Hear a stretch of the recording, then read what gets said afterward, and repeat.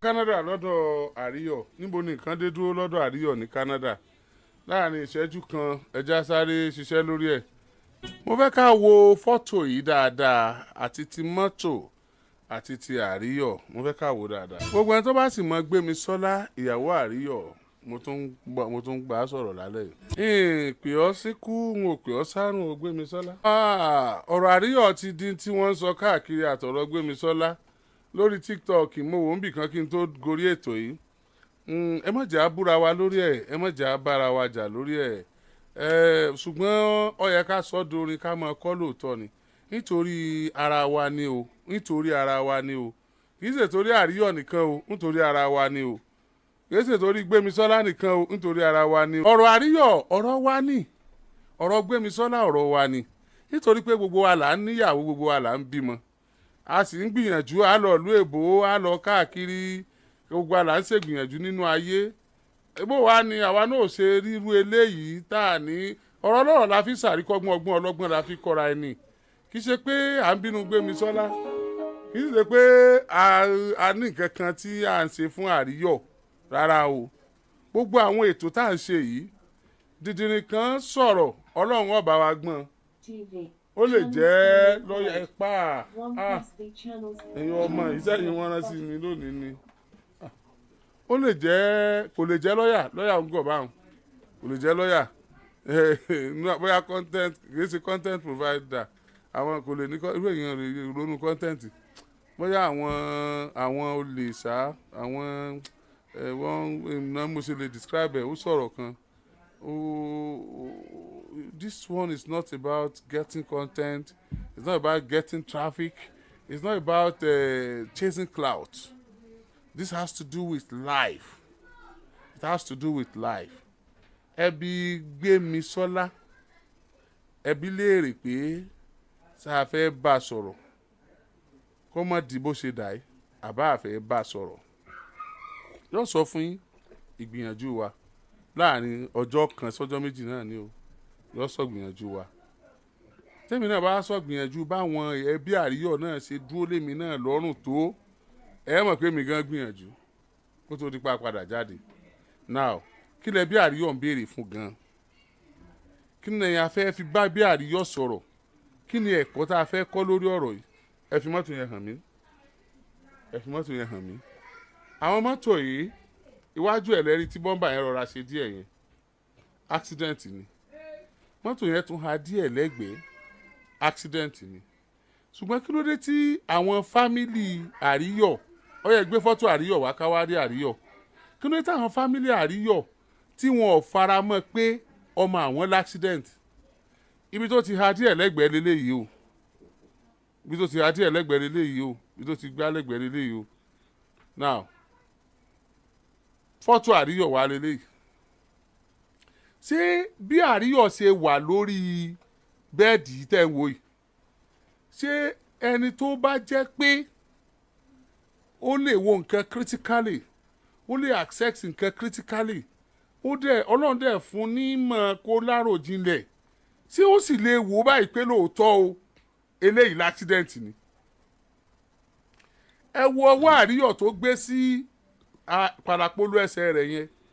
tó wáá pẹ́ ń gbọ́ mi lórí kinní ni mo fẹ́ kẹ́ mọ̀ bọ́ ẹ jájọ wo ohun tá a fẹ́ sọ ẹ jájọ wò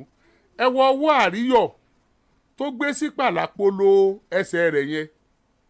sí ọwọ́ yẹn jọ ọwọ́ tí ẹni tó ní gbé bẹ̀ fúnra rẹ̀ sọwọ́ yẹn jọ ọwọ́ tí ẹni tó ní lè gbé kúò nígbà tó bá wù ú sọwọ́ yẹn jọ ọwọ́ tó jẹ́ pé ẹni tó ní ló sì ń kọ́ńtró rẹ̀ ẹni àbí ó yẹ wo ọwọ́ kejì tí ó straight lẹ́gbẹ̀ẹ́ Ariyo yẹn tí ò gbé sí pàlàpolo tán sí ọwọ́ yẹn jọ ọwọ́ pé ẹ̀fọn lè máa jẹ Ariyo níbi ojú rẹ̀ abẹ́nu kó sì mú ọwọ́ òun kó fi pẹ̀fọn sọwọ́ òun ṣe é gbé mọ́ bó ṣe wù ú ẹ̀ ń wò tọ́ ọ yẹ wo ètè Ariyo ètè yẹn jọ tó jẹ́ pé elétè iná pa ètè ẹ̀dẹ́ báwọn ẹ wojú Ariyo ṣé ojú yẹn jọ ojú tí ń rírú ìran tó sì wà nínú ayé tó ń lo ayé tó ń ẹ̀jọ́ ara rẹ̀ ṣé bójú yẹn ṣe rí un ó sì jọ ojú ẹ tó ń ẹ̀jọ́ ara rẹ̀ mọ́ bẹ́ẹ̀ now ìbéèrè ni pé ọ̀dà ṣé spinal cord Ariyo kan ni tó fi wà ní level yẹn tí spinal cord èèyàn bá kán ní Canada ṣé bí wọ́n ṣe máa tọ́jú ẹnu ṣé bí wọ́n ṣe máa rínu ok ṣé irú mọ́tò yẹn ìní èèyàn l'accident tí spinal cord kán ẹ tẹ̀lé mi ká lọ o another one another one sir another one ma wọ́n ní accident Ariyo wọ́n ní multiple accident ni accident wo ni wọ́n pè ní multiple accident ni accident tó bá kan mọ́tò méjì mẹ́ta lọ náà pè ní multiple accident ọgbà eléyìí ọgbà eléyìí ọgbà eléyìí ọgbà eléyìí ṣé mọ́tò Ariyo lọ gbá eléyìí gbá eléyìí gbá eléyìí ni àbí mọ́tò kan lọ gbá eléyìí gbá eléyìí gbá eléyìí tó gbá mọ́tò Ariyo náà. nǹkan àkọ́kọ́ tá a kọ́kọ́ establish nínú ọ̀rọ̀ yìí ni pé ẹ̀yin náà wò ó nǹkan àkọ́kọ́ tá a kọ́kọ́ establish nínú ọ̀rọ̀ yìí ni pé ìgbéyàwó Ariyo àti Gbemisola ó ti ní problem látara involvement of both family from the family of Gbemisola and family of Ariyo. Family Gbemisola ti ń accuse family Ariyo. Family Ariyo ti ń accuse family Gbemisola even before they traveled out of the country. And when they even traveled out of the country, kò sí ó ṣe ń bó ṣe ṣe ọmọ ẹ̀ ó ṣoríire kò sí àlàáfíà láàrin wọn bọ́n tún ṣe wà ń bẹ̀ yẹn pẹ̀lú àwọn ìwé tí Ariyo kọ tá a kà ń bì wọ́n jọ ń sọ́ra wọn lọ́wọ́ wọ́n jọ ń sọ́ra wọn lẹ́sẹ̀ ni property wà ń bẹ̀ life oríṣiríṣi wà ń bẹ̀ ìfurasí ni pé ẹnìkan wà diabolical àbáwọn méjèèjì ó wà ń bẹ̀ ìfurasí pé ẹnìkan ń close mọ́ aráàta ó wà ń bẹ̀ so gbogbo àwọn ìwé t'Ariyo ti kọ ìkó tó di pọ́ bára rẹ̀ ń bí ọ́ bára rẹ̀ yìí tí wọ́n sì tún continue tí wọ́n lọ lọ́tọ̀ọ̀tọ̀ now irú accident wo wá ni wọ́n lè sọ pé Ariyo ní o tí family Ariyo wà gbà pé accident ló lead ọmọ àwọn síbi tó wà yìí láì jẹ́ pé wọ́n rí ọkọ̀ kó parẹ́ lóòótọ́ mọ́tò tẹ́mi ń wò yìí bóyá ní airbag rẹ̀ ọ̀yọ́ o mọ́tò Ariyo yìí bóyá ní airbag mọ́tò yẹn ọ̀yọ́ o mọ́tò ní multiple accident bóyá ní ojú àpá kan wà lára Ariyo o dẹ́ndẹ́n o ipò t'Ariyo wà yẹn bóyá ní o ti pọ́dún kan bẹ́ẹ̀ o ó ti lé lọ́dún kan tó ti wà ń pò yẹn o ẹ máa gbọ́ mi sẹ́ fresh accident ó ti lé lọ́dún kan tó ti wà ń pò yẹn o Ariyo ò lè dá tọ̀ mọ́ kò lè dá ṣe gá kò lè dá jẹun bẹ́ẹ̀ sì ni kò sọ̀rọ̀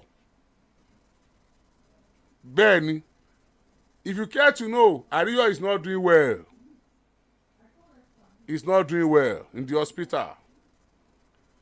àwọn dókítà wọ́n ń gbìyànjú ni he is not doing well now ẹ wá jẹ́ àgbà pé accident l'Ariyo ní irú accident wo ló ní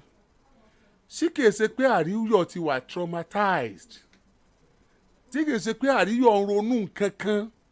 ṣé kìí ṣe pé Ariyo ti ní pírọ́blẹ́mù láti lé máa bọ̀ kwántọ́ọ̀mù ṣé kìí ṣe pé Ariyo ti ní pírọ́blẹ́mù láti lé tó ti kó ọ̀rọ̀ sọ́kàn ẹ mọ̀ pé èèyàn lè máa rìn lọ kó ṣubú lulẹ̀ kan ló slump ó kú látòrí àga èèyàn lè àti wa kan of blessed memory pèdèpèdè ni wọ́n iléeṣẹ́ rédíò ńlá kan náà nìbàdàn yìí wọ́n lọ patí wọ́n tẹ̀ ṣe engagement bí wọ́n ṣe máa ṣe tán orí àga tí wọ́n jókòó síbi engagement náà wọ́n jókòó ní o ní patí orí àga yẹn náà wọ́n ti lọlẹ̀ ní rọ́ọ̀sì wọn lọ sí hospital ọ̀tọ̀ lé tèmi bá lọ sí hospital mo wò wọ́n báyìí láàrin ìṣẹ́jú mẹ́ta tí mo dọ́dọ̀ wọn àǹtí yẹn give up wọ́n kú kọ́lọ́mbà fọ̀rùnkẹ́ wọn gbà yẹn ó ti ṣe díẹ̀ báyìí so wọ́n ti engagement tán now ẹni tó ń rìn lọ tó slump ẹ má tẹ̀lé mi o ẹni tó jókòó lórí àga tó slump bẹ́ẹ̀ ẹ wá já ìmájì pé ó wà nídìí steering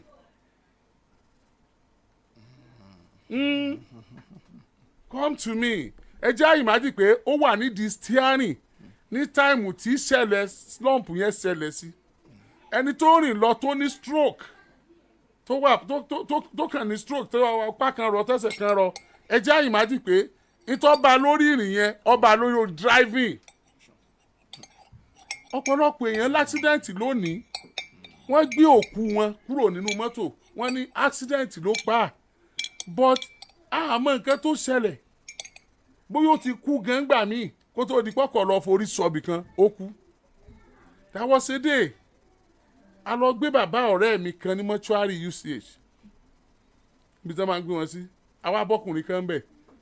aago ń ṣiṣẹ́ kẹ́kẹ́kẹ́kẹ́ lọ́wọ́ ẹ̀ ó dírẹ́sì tó ń lọ bí iṣẹ́ wọ pákísà tó dírẹ́sì dáadáa aago sì ń ṣiṣẹ́ kẹ́kẹ́kẹ́ lọ́wọ́ ẹ̀ aago yẹn lèmi wò pé wow ẹ̀tọ́ laago ti kú aago òkú ni àwọn tó gbé wá bẹ̀ mú ìwé wo eléyìí wọn ni à ń va mọ́tò lọ ni ó sì rà accident lójú ọ̀nà ó dẹ̀ rescue wọn ó gbá àwọn bíi mẹ́ta sínú mọ́tò ẹ̀ kó jókòó kó start mọ́tò kọ́ mọ́ ẹ lọ ló gbórílé steering òkú ẹ̀ wọ́n gbé débi àti àwọn tó rescue wọ́n gbá àwọn tó rescue débi wọ́n tọ́jú wọn lọ́wọ́ lókè mẹ́rin òun tó gbé wọn ìní tẹ́ òkú ẹ̀ lẹ́yìn so ikú lè báyàn ní anywhere gbogbo àwọn àìsàn tí máa kíyàn mọ́lẹ̀ nǹkan yẹn ó lè báyàn anywhere ṣùgbọ́n tó bá ti pé high speed làríyọ̀ wà tó bá wà ní express tó wà ní very high speed tí nǹkan tó kì í yẹn bí nǹkan kan kì í nínú mọ́tò ní táìmù yẹn bóyá tó kó sábẹ́ tírélà àbí tí mọ́tò yẹn stumble tó gbókìtì wọ́n ní bá nípò tó wà yìí ìsídà kí olódì rẹ̀ ti kú tí wọ́n bá gbé jáde wọ́n ní accident náà ni. So the police report tí wọ́n send sí wa láti Canada sọ pé Ariyo l'accident pé accident l'Ariyo ni pé multiple accident ni bóyá òun ló ń gbá mọ́tò bóyá mọ́tò ló ń gbá a lè sọ bọ́tọ́ wá sí pé mọ́tò Ariyo ló ń gbá mọ́tò a jẹ́ pé Ariyo ó ti knock off kó tó di pé mọ́tò rẹ̀ lọ forí gbábì kan yá o lè rí bẹ́ẹ̀ o lè má sáré bóyá kò sáré torí kò jìnnà sílé ẹ̀ ó ṣẹ̀ṣẹ̀ ń lọ dẹ̀ mọ́tò kì í sáré bẹ̀yẹn bíbí ìgbò ẹ ti kúrò láàrin ìlú kí mọ́tò tó máa sáré àwọn òyìnbó tó ṣe mọ́tò tí wọ́n lo mọ́tò tuntun sáré tó àwàtà ńlá ló kùn bì so mọ́tò yẹn lè forí gún bì kan kí mọ́tò míì náà gbà but we were not there. àwọn family Ariyo dẹ̀ deserve explanation. ìyàwó Ariyo Gbemisola calm down whatever tí ìbá wà láàrin ìwọ àti wọn calm down má jẹ́ kí ayé sọ ẹ́ lẹ́nu nítorí pé o bímọ fún a ti ń sọ̀rọ̀ báyìí kódà ọlọ́pàá ti ń bá wa sọ̀rọ̀ bó tiẹ̀ jẹ́ pé àwa kọ́ direct àwọn èèyàn wa ní Canada ti bẹ̀rẹ̀ sí ní sọ̀rọ̀ wọ́n dẹ̀ ti ń ríran rẹ́yà àwọn nǹkan kan màá wá rọ àwọn ẹbí Ariyo a fẹ́ fún wọn ní nǹkan kan láti ṣe níṣẹ́ iṣẹ́ táwọn bá ṣe fún wa yẹn ni ó jẹ́ ká wá fún àwọn èèyàn lábọ̀ lọ́jọ́ Wednesday iṣẹ́ tí mo fẹ́ fún wọn tí wọ́n ká fún wọn ṣe yẹn wọ́n gbọ́dọ̀ bá wa ṣe lọ́la sọ̀túnla tí wọ́n bá ti bá wa ṣe kàn fún wa ní resort nítorí pé a lè sọ pé èèyàn mẹ́kún sun ńlá ní gbókù bàbá tí a kọjá níwájú ilé rẹ̀ níwọ̀n ẹ̀pọ̀ náà lé wa ni àwọn òsì bàbá wa lé àlè sínú gbó a sì ń lé àlè sí sóko fúndì eléyìí Gbemisola ìyàwó Ariyo àròní ọ̀wálé olùkọ́ yóò sinmi ogun bí mo tún dé njọ́ Friday ìmọ̀ sọ̀rọ̀ yìí ni o tí ó fi níyanjú ṣùgbọ́n o Ariyo ò lè dá nǹkan kan ṣe mọ́ báyìí o condition Ariyo ọwọ́ Ọlọ́run lẹ̀mí gbogbo wa wà o.